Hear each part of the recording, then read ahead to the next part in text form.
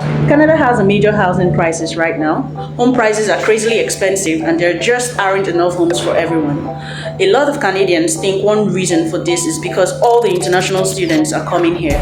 The number of students from other countries is expected to hit 900,000 by the end of 2023. That's a lot of people who need places to live, don't you think?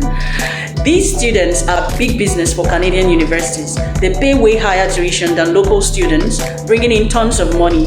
But with so many of them competing for apartments and rooms, it's driving up rents and making houses even harder to find. Some Canadians are really unhappy about this situation. They think the government should limit how many international students can come here. That way, there is less pressure on the housing market. But is that really the answer? Sure, 900,000 new students creates major demand for housing, but the bigger problem is that Canada simply hasn't built enough affordable homes for its growing population. If they put strict limits on student visas, the universities will lose a lot of income. It could also make Canada seem closed off to foreigners.